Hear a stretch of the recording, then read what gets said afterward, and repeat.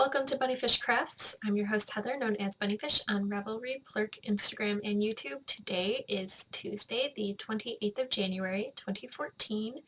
This is episode 63, Explicit Yarn. Grab some sticks and string and come sit with me. I'm recording late today because life happened yesterday. I had scheduled to have my car fixed. Let me back up. Okay, so back in October, I was in the turn lane, left-hand turn, and it is a turn that is horrendous. You can get stuck there for a few minutes, at least. So it's a really long light, and usually about 11 cars can get through, but again, you can be stuck there for 2 or 3 turns of the light because it's a really busy left turn. I was going, it was green, we were going. The 2 cars in front of me, dead stopped on a green. I saw it, the car in front of me saw it, we both stopped. The guy behind me didn't stop and hit me. It was really unfortunate for him. He had a little sports car and the front end was crunched. Still drivable, but it looked awful. And just my back bumper got a little bit messed up. So that happened. It took until December to get me in for the estimate, and then because of the holidays, November and December are busy times, I guess, for everybody, but especially for the garage because people would go crazy over the holidays, and they were like, well, can we schedule you out into January? And I was like, yeah, it's mostly cosmetic. So we were supposed to take it in yesterday, and I hadn't heard back from the insurance adjuster, the other person's insurance adjuster, about my rental car last week, so I called back and left several messages, and it never went through. So yesterday I was planning on being on the phone all day, which I kind of was. I called the insurance adjuster, still no response. Called the garage, and I was like, so I don't know if I'm going to be able to come in today because I can't get a rental. I think it looks like minor damage, but apparently it's going to take 3 or 4 days for my vehicle to be fixed, and we needed a rental. So the garage helped us figure that all out, which was fantastic, but that's where I was yesterday. And then this morning, life happened again. So Molly, my puppy, she's not really a puppy, she's 2 now, she wants to play with the cats, and the cats do not want to play with her. My personal cat will put up with her, but the other cats are like, no. And she got swiped pretty hard by one of them. I was in here getting stuff together, as I do in the morning before I record, and my boyfriend called me and was like, hey, come get your dog. And I thought he said catch, and I thought he meant get the dog out of the bedroom. So I called her and she went downstairs, and he was like, no, you need to catch her because one of the animals is bleeding. And there was a huge spot of blood on our comforter, which we just bought. By the way, we haven't bought a new bedding set in a while, 4 years or something, because bedding sets don't go bad that quickly. But last week, our fitted sheet got a rip in it, and instead of just buying a new sheet, we just got a new set because it's been a while. We have animals and children who play on the bed and stuff, so it was looking a little raggedy around the edges. Well, anyway, I walk in and there's a huge spot of blood on the comforter, and he's like, I don't know which animal is bleeding, but this cat and this dog, they were fighting or whatever. So I got Molly and I grabbed her to look at her, and her face looked fine, and then I moved my hand away. She's mostly black, and I was like, oh, it's definitely Molly because my hands were covered in blood. So I was like, put her in the bathroom while I take care of the comforter. My boyfriend is not to be trusted in the laundry room. So I took the comforter, got it all done. I don't think the blood will stain. And then I went and grabbed Molly, and I opened the door, and there was blood everywhere, splattered on the walls, dripped down the floor. So I knew it had to be a neck or above wound. because of the blood splatter. So I took her into the shower with me, washed her down, like washed all the residual blood off, and then told her to sit and waited until the blood started dripping so that I could figure out where she was bleeding from. It turned out she got nicked on the ear, and if you've ever cut your ear, you know that those are just bleeders. So I stopped the bleeding, dried her off, she shook her head, it started bleeding again. Stopped the bleeding, she shook her head, it started bleeding again. So I got some gauze and some medical tape and taped up her ear and locked her in the small bathroom so that the blood spatter could be contained. And yeah, she's fine. Everything's fine. But it was very traumaful this morning. We're all good though. The bathroom's scrubbed down. It no longer looks like a slasher film. Anyway, what does that have to do with knitting? Nothing, except I didn't get what I wanted done this morning. I'll talk about that in a moment. So there's a knit along coming up in February and March. Well, speak of the Molly. Hey girl.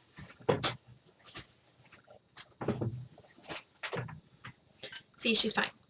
She's fine. This is the ear with the injury. Totally fine.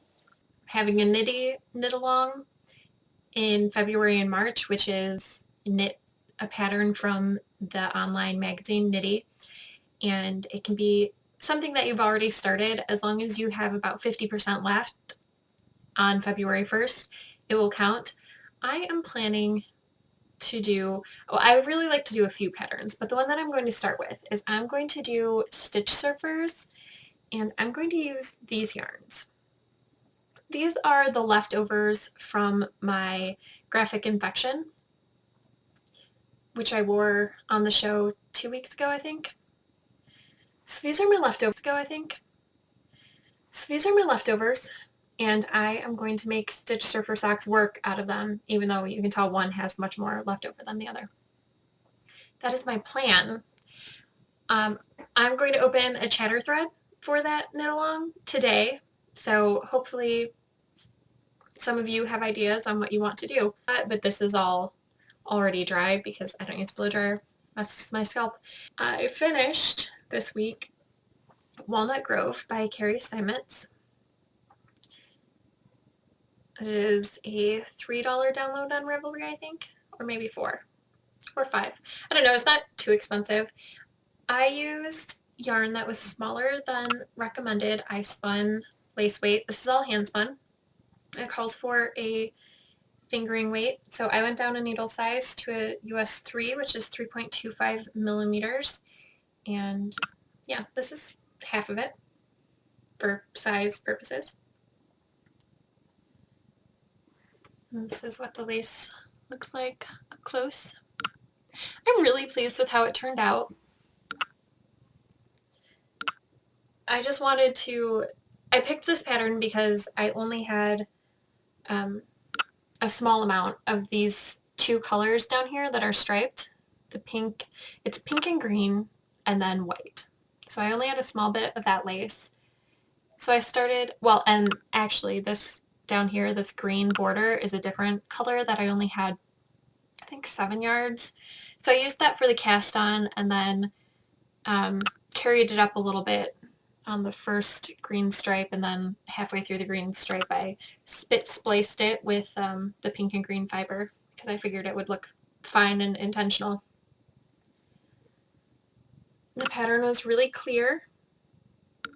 I did one last repeat of the edging because I ran out of the green and white and didn't want to carry it up into the brown. I thought that would look awkward. So I like the way that it stopped. I enjoy the brown stripe in the bottom. It was a really enjoyable knit. I think I did a different bind off than was recommended, but I can't remember if it recommended a bind off or not. I just did the knit 2 together through the back loop, put it back on the left hand needle, knit 2 together through the back loop all the way across because I really like the way that bind off works. And it's a little bit stretchy but not too stretchy, so it gives the top a stable edge. Oh, I do remember. I made one other change. I did one garter ridge at the top of the stockinette portion so that the top edge wouldn't curl, because I made crosswords at the coffee shop, also by Carrie Steinmetz, and I didn't do the garter ridge and the top rolls, so don't totally love that. This is my only finished object for the week. That's not true. It is my only finished object that I can show you because secret knitting. And that's what I was talking about last week with so many secrets. I have like 3 or 4 secret projects on the needles. So that's what I was alluding to with last week's title, but I forgot to tell you that. So now you know. What I've been working on that I can show you is the Moody cardigan by Elena Nodell. And here it is. So the neck is done, the body is done. This is where I was on the body last week, the stitch marker, so I did all of this. And I have started the first sleeve. I'm just doing this short sleeve version because I was thinking about it, and this isn't superwash. This is Wool of the Andes Tweed Knit Picks in Sequoia Heather colorway. And it's not superwash. And I already have a non-superwash long sleeve sweater. So I decided I would make a non-superwash short sleeve sweater, which will get a lot of wear because then I can wear it in winter and through spring and summer, or spring and fall, rather. So this is how it's coming along. Modifications I made to the pattern. I am using a US size 4, which is a 3.5 millimeter needle, instead of a US 7, which is what it called for because that's what I got gauge on. I didn't use the bind off that was recommended on the top because I'm pretty sure that it called for a stretchy bind off, and it just made it wavy, and I didn't like that. So I just used, again, the knit 2 together through the back loop. On the bottom, it calls for just plain knit 2, purl 2 ribbing. Instead, I did knit 1, purl 2, knit 2, purl 2, so that it would stay with the patterning, so that it would fit in with the patterning of the sweater, which is different for everybody because it depends on what you do for the increases and decreases. Will determine how many stitches you have in between the ribs. So next week this will be done because today it will be done. It would have been done this morning if I hadn't had to spend, you know, an hour with the dog. And I bought buttons for it. Got these. I just found them at Walmart. They have texture on them, which I think you can see on this side up here. It doesn't go all the way across, but it looks nice with the tweediness of the yarn, and you'll be able to see them on the sweater next week. I'm not doing the pockets because I'm not really a big sweater pocket person. That's what I have jeans for, because I only wear jeans or pajamas. Also, I'm doing the slim fit. You can do a slim fit with shaping or a loose fit without shaping, and I opted for with shaping because I already have a sweater that doesn't, I already have a short sleeve sweater that doesn't really have shaping. And that is Moody. I am still spinning on the faux Angora from Spartacus Dyes. It's downstairs. I left it on my kitchen counter because it's just been my downstairs cleaning break fiber. So I was spinning, and my drop spindle just wouldn't work anymore. It was like, no. And I was like, but? And it was like, no, we're done. So I wound it off on my ball winder for plying later. And it's not collapsing in the middle, which is good because it won't be a tangled mess.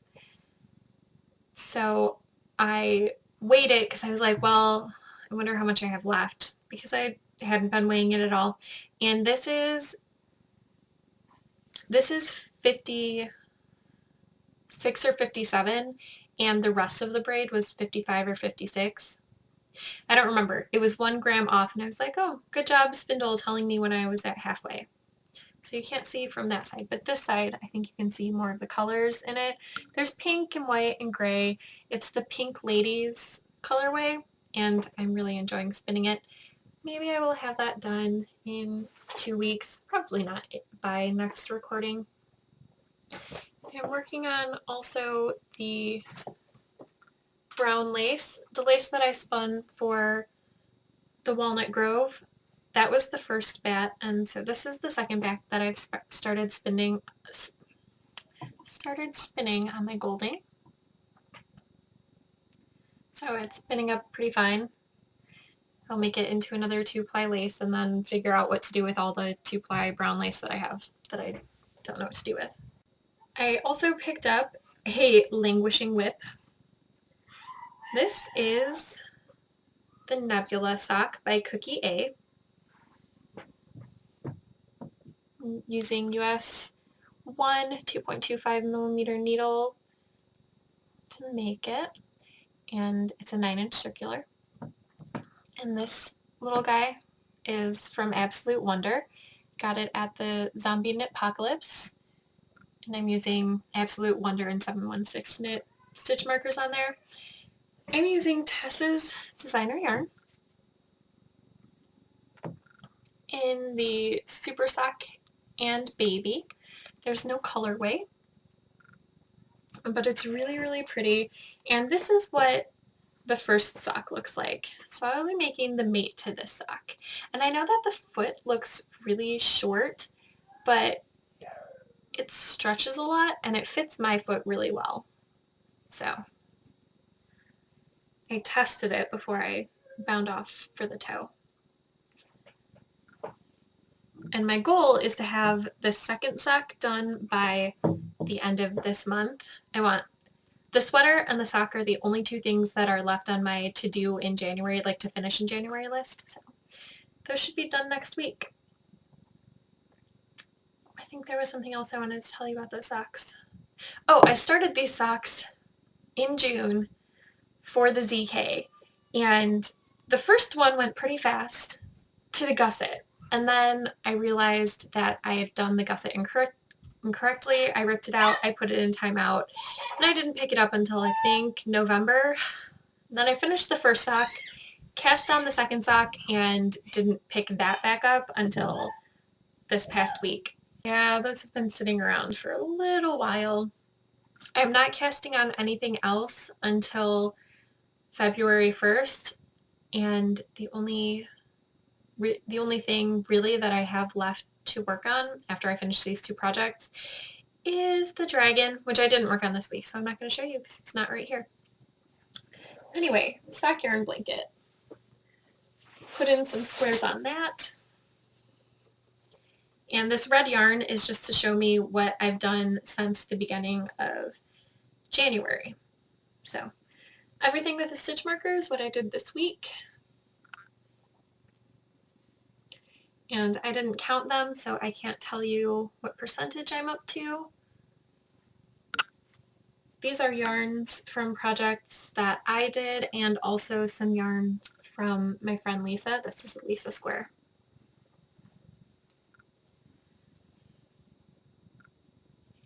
And I have finished using all of my yarn from old projects. It's not all used up, but I put in all the colors. So next I will be moving on to yarn from the ZK mini bag and do some rows in that. As if 1 sock yarn blanket wasn't enough, I'm now working on a second. Lisa from the Knit Two Together podcast has been talking for probably about a couple weeks now about wanting to do hexapuffs, and I've been thinking off and on since I started this blanket, but a lot since the beginning of this year about doing hexapuffs because it seems like 10 or so people on my Instagram feed started hexapuff blankets at the first of the year. And I'm like, but I already have a sock yarn blanket going. I don't really need to do another. And one night we were at a VKN, Lisa and I.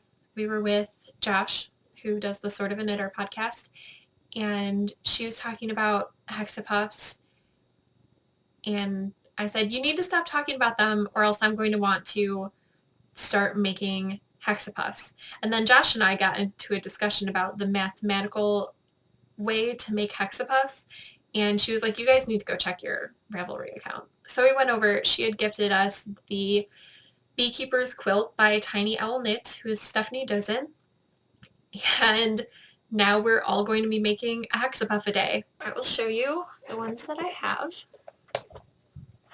I have 4. I made my Kaime socks out of this.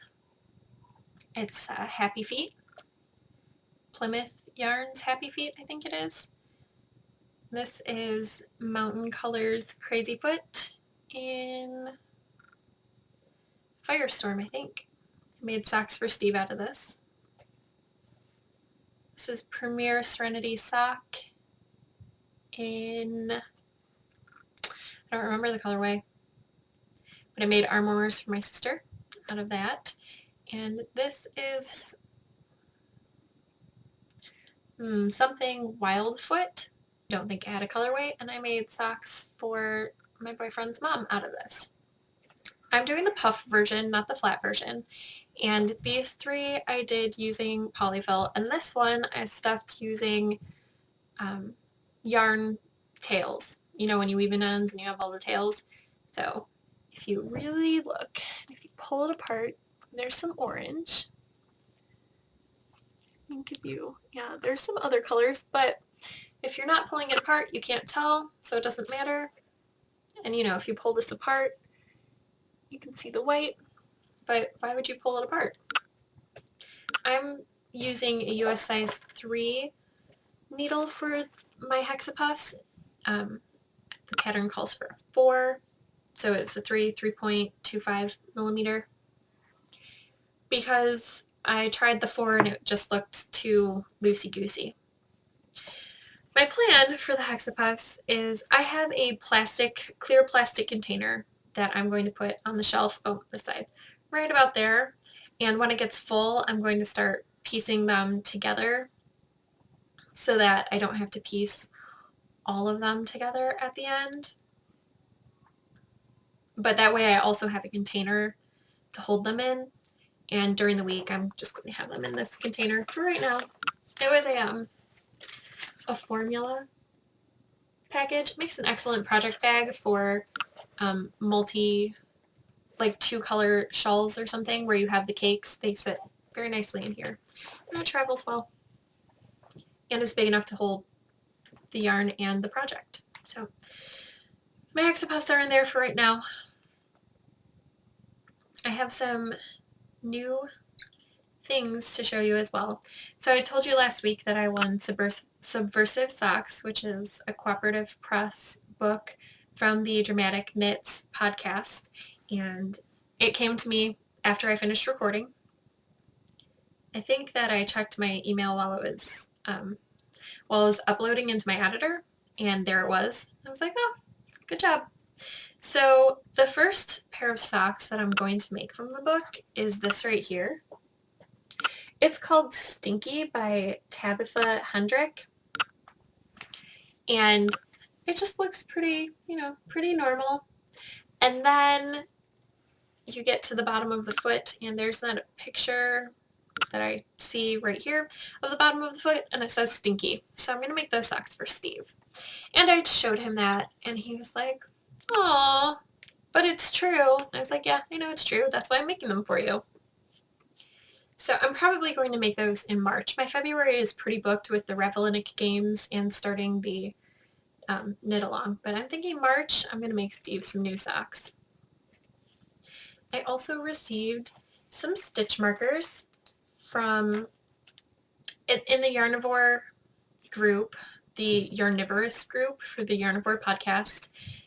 December was the just finished something knit along, and I finished a lot, so I entered some things, and I was one of the 2 winners. The other winner was Lisa of Knit 2 Together podcast, and she won for the owls that she test crocheted for me. So that was really exciting.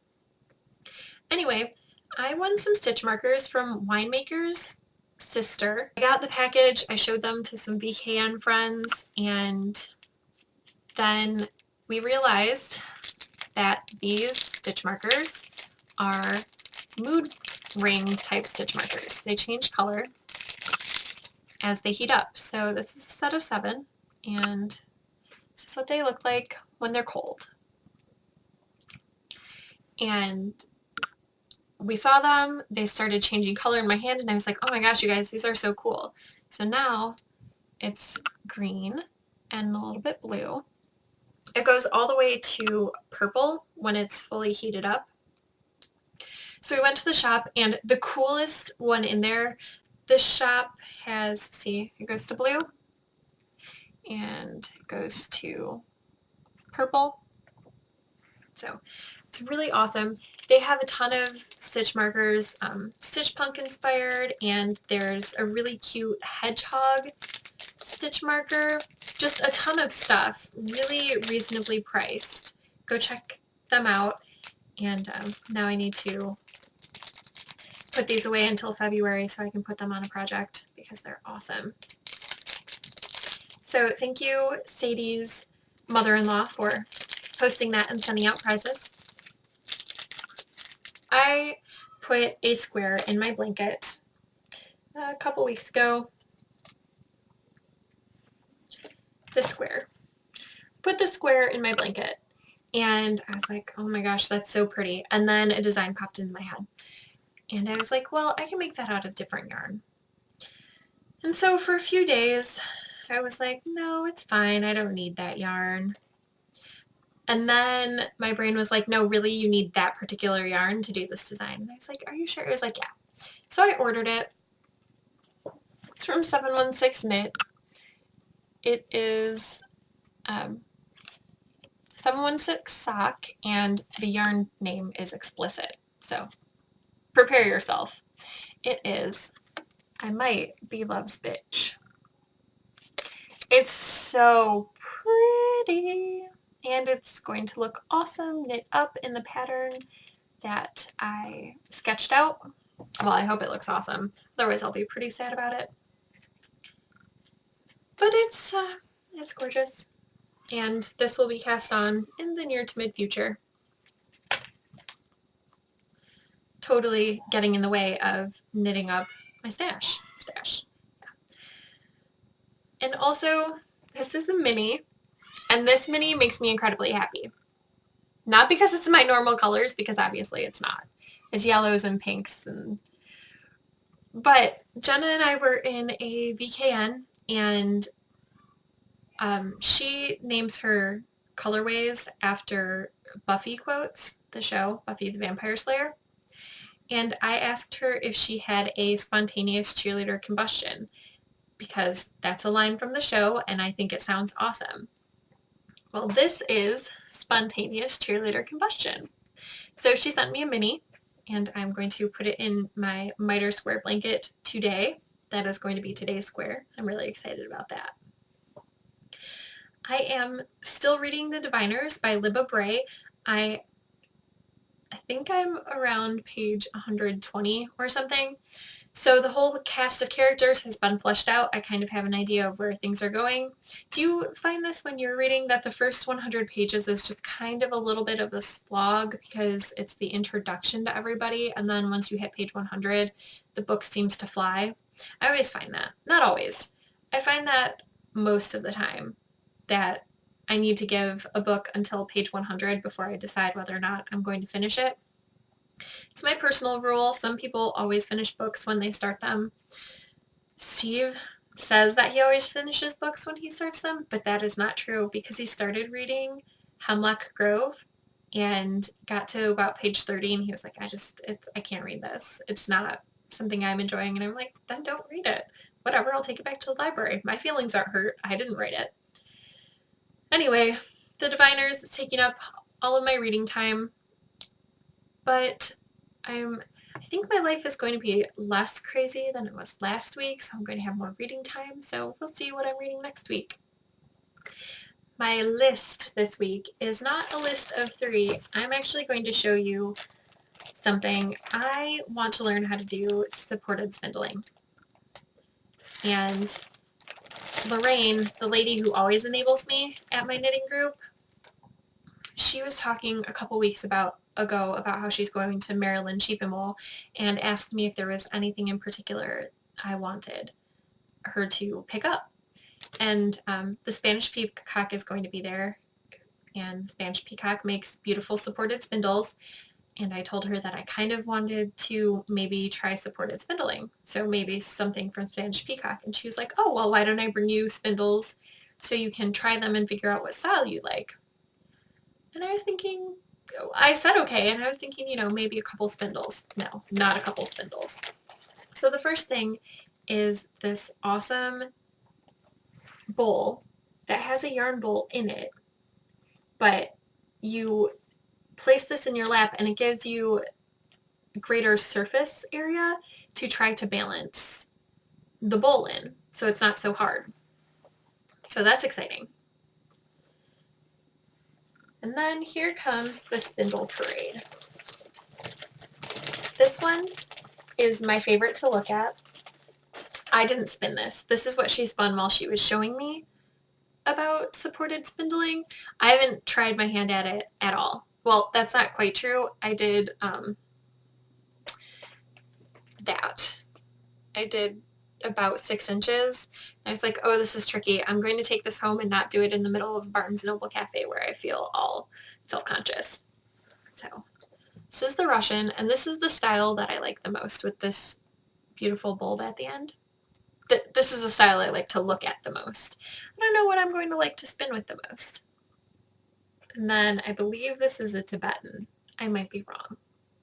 There's this one, and there's a slightly bigger one. And she gave me the wool that she started spinning on this, because it's not wool for a project, it's just wool she had in her stash. She was like, here's something that I know will draft nicely onto a supported spindle, so you don't have to, try to figure out what you have in your stash. That'll work. This has a metal tip. I also didn't start spinning this. This is silk attached, and she gave me a baggie of silk too. So this one has a metal tip, which she says spins super fast, so don't start with this one. She's really generous, by the way. I have those 2 fibers, but she also had another fiber that was attached to one of the spindles. I think it was attached to this one. But she took it off because it had cashmere in it. And she was like, oh, I forgot you're allergic to cashmere. Well, let me take that off really fast. So this is a bead spindle, which she says not to start with either because it might be kind of tricky. So it's just got this really beautiful glass bead on a metal rod. And someone made that for her because she had sent them a particularly awesome swap package. And this one is really cool. It's heavy, so I don't know how I'm going to feel about working with it, but maybe I'll like it and maybe I won't. And this nut right here unscrews, so you can take off this whorl. And she sent me home with several whorls to try out for weight.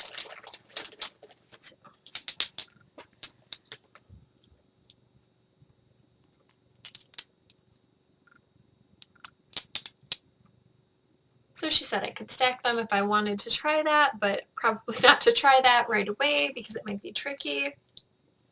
So this is my new skill, and I basically have until Maryland to play around with these supported spindles and see if I can get the hang of it.